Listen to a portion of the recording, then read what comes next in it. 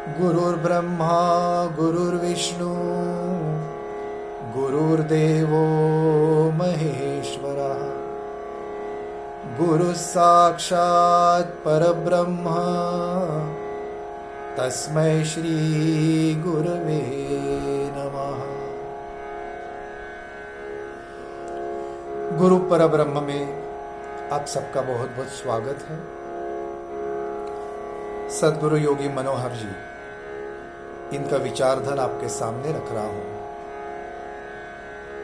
सद्गुरु की महती और सद्गुरु का शिष्य के जीवन में महत्व। गुरु गुरु यह शब्द दो अक्षरों से बना है, ग और र। ग यानी गति देने वाला और र यह अग्नि बीज है। र यानी भस्म करने वाला। शिष्य के जीवन में जितनी बुराइयां हैं, जितने दोष हैं, वो सब दोष भस्म कर उसे ज्ञान का मार्ग जो दिखाता है, उसके जीवन को गति जो देता है, वो गुरु। शिष्य के जीवन को गति देने वाली महान व्यक्ति है गुरु। शिष्य के जीवन के सब दोष, सब बुराइयां भस्म कर उसके जीवन को गतिपूर्ण करने वाली महान व्यक्ति यानी गुरु। और फिर गुरु को सद्गुरु भी कहा गया है। एकम सत्य, बस गुरु ही एक सच्चे है, गुरु ही एक सत्य है, इसलिए गुरु को सद्गुरु भी कहा गया है। सद्गुरु, गुरु, इस शब्द में ऊकार जो आया है वो विष्णु का ऊकार लिया है। विष्णु का ही ऊकार क्यों? क्योंकि विष्णु जगत के पालन करता है, उत्पत्ति करता है, विलय करता भी है। विष्णु, भगवान विष्णु का मूल रूप विराट पुरुष है। विराट पुरुष यानी पूरा ब्रह्मांड जिनमें समाया है, वो विराट पुरुष। पूरा ब्रह्मांड जिनका शरीर है, चंद्र सूर्य जिनकी आंखें हैं, वो विराट पुरुष। और उनका व्यक्त रूप यानी भगवान विष्णु। भगवान विष्णु वैसे तो पालन करता भी है, उत्पत्ति करता भी है, विलय करता भी है, लेकिन उन्होंने बाद में उत्पत्ति का कार्य ब्रह्मा की तरफ दिया, विलय का कार्य भगवान शंकर जी की तरफ दिया और अपने पास पालन करता यानी पालन का कार्य अपने पास रखा। विष्णु, विश्व यानी प्रजा, प्रजा का पालन करने वाला, प्रजा का प्रेम से पालन करने वाला भगवान महाविष्णु। और इस विष्णु का उकार गुरु में इसलिए लिया कि गुरु भी हमारा पालन करते हैं। जैसे माँ रहती है, माँ को अपने बच्चे में अगर कुछ दोष है तो कभी अच्छा नहीं लगता, वो सब दोष निकालने की वो कोशिश करती है। वैसे ही गुरु हम में जो दोष रहते सब दोष निकाल लेते हैं, बस बिल्कुल माँ जैसे।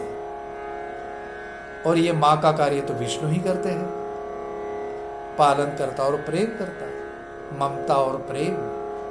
और वही विष्णु का गुण गुरु में लिया है, इसलिए शब्द बना है गुरु। इसलिए गुरु हमारी माता है, पिता है, सब कुछ है। गुरु के बगैर ज्ञान नहीं। अगर हम ये सोचे कि मुझे गुरु अगर नहीं मिले तो मैं खुद का गुरु बन जाऊंगा, ज्ञान अपने आप मिल जाएगा, नहीं, ऐसा नहीं होगा। ज्ञान प्राप्ति के लिए गुरु ही जरूर है। वैसे तो हमारे पहले गुरु माता पिता रहते हैं, लेकिन ज्ञान प्राप्ति के लिए माता पिता ही हमें गुरु के पास भेजते हैं। प्राचीन काल में माता पिता ही बच्चे को 12 वर्ष गुरुकुल में भेजते थे ज्ञान प्राप्ति के लिए। तो ज्ञान प्राप्ति के लिए गुरु के सिवा हमारे जीवन में कोई नहीं, गुरु ही सब कुछ है। सभी क्षेत्रों में गुरु रहते हैं। कला के क्षेत्र में, नृत्य के क्षेत्र में, संगीत के क्षेत्र में, क्रीड़ा के क्षेत्र में, आध्यात्म के क्षेत्र में। कला के क्षेत्र के गुरु अपने शिष्य का कला का अंग विकसित करते हैं। संगीत क्षेत्र में गुरु अपने शिष्य का संगीत का अंग विकसित करते हैं। क्रीड़ा के क्षेत्र में क्रीड़ा का अंग विकसित करते हैं। लेकिन अध्यात्म के क्षेत्र में सद्गुरु अपने शिष्य का आध्यात्मिक विकास करते हैं और आध्यात्मिक विकास के साथ सभी अंगों का, कला क्षेत्र, क्रीड़ा क्षेत्र, संगीत क्षेत्र, सभी क्षेत्रों का अपने आप विकास हो जाता है शिष्य का।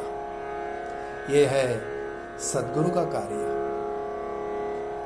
इसलिए सद्गुरु हमारे जीवन में सबसे महान व्यक्तिमत्व है। गुरु बिना ज्ञान नहीं। और फिर सद्गुरु का महत्व, सद्गुरु की महती संत कबीर जी देखिए कितने सुंदर शब्दों में बताते हैं। गुरु बिन कौन बताए बाट, बड़ा बिकट यम घाट,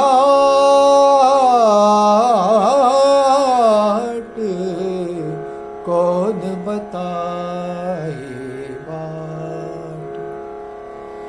भ्रांति की पहाड़ी नदिया बीच मुँह, अहंकार की लाट। काम क्रोध दो पर्वत ठाढ़े, लोभ चोर संघात, कौन बताए बाट।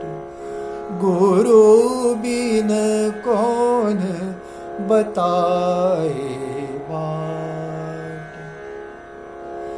गुरु के बगैर कौन बाट बताएगा जीवन में। काम क्रोध दो पर्वत ठाड़े, काम क्रोध के बड़े बड़े पर्वत है, इन्हें मैं कैसे पार करूं। लोभ चोर संघात, काम क्रोध लोभ मोह, ये सब चोर मेरे मन में छुपे हैं, इन्हें बाहर कैसे निकालूं। बड़ा बिकट यमघाट, जीवन यानी यमघाट है। एक भी पैर फिसल गया तो सीधा यम के पास ही जाना है। ये यमघाट में कैसे पार करूं, इसके लिए सद्गुरु की मुझे आवश्यकता है। सद्गुरु के बगैर मेरे जीवन का यमघाट में कैसे पार करूं। गुरु बिन कौन बताए बाट। तो यह है सद्गुरु हमारे जीवन में। सद्गुरु का यह है महत्व और सद्गुरु की यह है महती। आपके सामने आज सद्गुरु का महत्व रखा मैंने।